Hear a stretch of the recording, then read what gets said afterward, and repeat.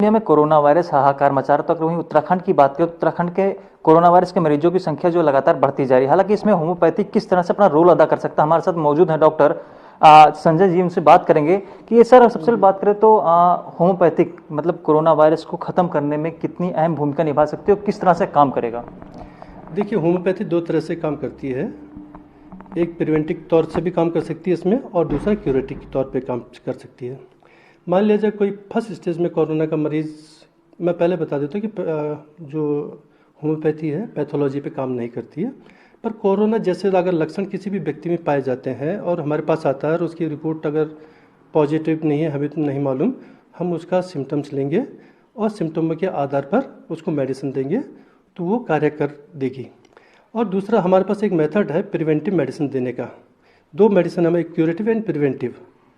तो प्रिवेंटिव के तौर पे क्या होता है कि किसी एक बड़े से क्षेत्र में, है ना, जीनस एपिडेमिक्स में की बात कर रहा हूँ मैं, तो एक बड़े क्षेत्र में से कम 100 लोगों के अगर लक्षण लिए जाएं और उन लक्षणों के आधार पर जो एक सब व्यक्तियों में एक कॉमन लक्षण मिले, उसके आधार पर एक मेडिसिन की चुनाव किया जाता है और वो सब व्यक्तियों पर उसी तरह का इफेक्ट देगा। क्योंकि उस समय हालांकि प्रत्येक व्यक्ति में किसी भी औषधि का, किसी भी वायरस का या किसी भी माइक्रोब्स का या किसी भी वस्तु का अलग अलग प्रभाव पड़ता है। अगर कोई व्यक्ति एक रोग से संक्रमित होता है या पैथोजन से संक्रमित होता है तो उसमें ज़रूरी नहीं है कि सारे एक ही लक्षण है।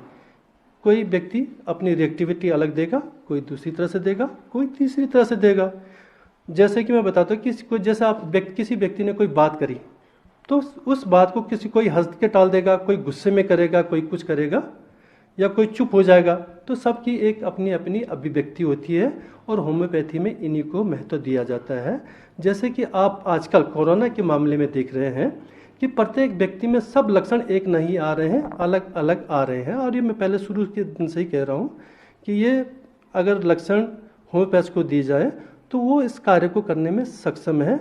केवल अगर यदि हमको कोई मदद कर दे, कोई भी अथॉरिटी या वगैरह, या केवल हमको डिस्टेंस मोड पे भी व्हाट्सएप या फ़ोन के जरिए पेशेंटों से बात करा दी जाए तो हम जीनस एपिडेमिक्स का पता लगा सकते हैं और उसके औषधि वो कर सकते हैं।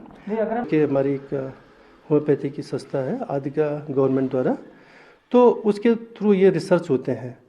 तो उनको भी कई बार निजी चिकित्सकों की भी सहायता की ज़रूरत है, तो सब निजी चिकित्सक इस कार्य में, रिसर्च वर्क में उनको सहयोग देने के लिए तैयार हैं। बस ये हो जाए कि किसी तरह से हमसे कम 100 मरीज़ से बातचीत हो जाए और उनके क्या क्या लक्षण हैं उसके आधार पर मेडिसिन का चुनाव हो जाएगा।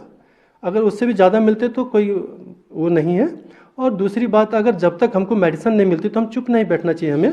उसके लिए होम्योपैथिक औषधियों में लक्षणों के आधार पर किसी भी व्यक्ति का इलाज है। और हाँ, ये ज़रूरी नहीं है कि एलोपैथी के साथ होम्योपैथी रिएक्शन करेगी, ऐसा भी नहीं है। कई बार अगर कोई स्थूल मात्रा में या अत्यधिक मात्रा में औषधि का प्रयोग किया जाता है तो उसके रिएक्शन हटाने के लिए भी होम्योपैथिक में औषधियाँ हैं। तो जिस तरह देखा कि इस तरह से होम्योपैथी जो दवाई है कहीं ना कहीं कोरोना वायरस से लड़ने में कारगर साबित हो सकता है। तो ये थे हमारे साथ संजय कुमार, होम्योपैथी के डॉक्टर है। और जिस तरह से अगर हम बात करें तो कहीं ना कहीं अब राज्य सरकार को भी होम्योपैथी की तरफ बढ़ना चाहिए और इस तरह से इसमें कहीं ना कहीं रिसर्च करने की जरूरत है। इसमें राज्य सरकार कदम बढ़ाए और होम्योपैथी की तरह डॉक्टरों की तरह मिल करके रिसर्च करे ताकि कहीं ना कहीं कोरोना वायरस की जो मरीजों की संख्या बढ़ती है इस पर भी रोकथाम लगेगा और इसका एक नया इलाज मिल पाएगा। कैमरामैन विश्व सैनी के साथ रोहित सोनी, टीवी।